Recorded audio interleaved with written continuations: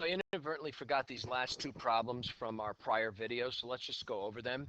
Um, the diagram below is a figure of a window that's a single piece of glass, and somebody wants to put lights on this window.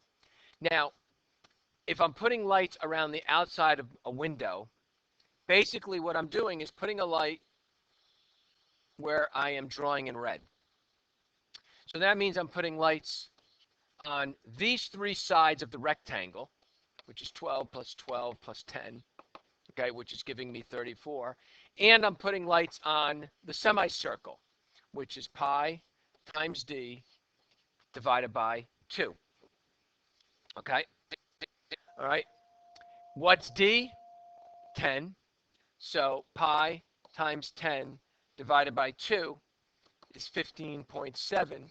So the circumference slash perimeter of this figure is 49.7 feet, which means I need 50 feet of lights to string out.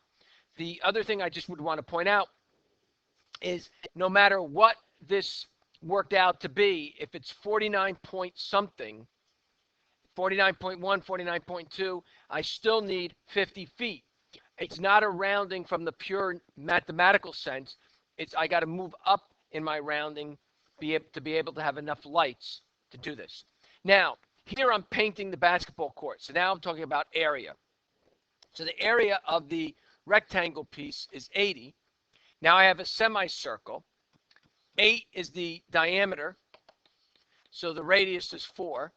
So I have pi times 4 squared divided by 2, which is pi. 16 divided by 2, which is 8 pi. So you see that your answer is here. The last thing I just want to point out, as we talked about, is pi is a variable just like any other variable. So in other words, you could do 8x plus 3x and get 11x.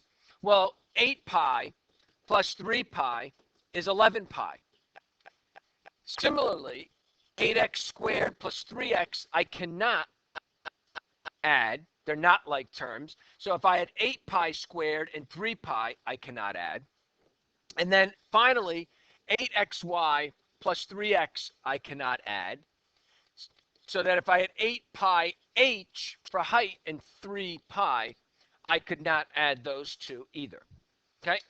So again, this is the tack on to our lesson that I had forgotten to do these two problems for you.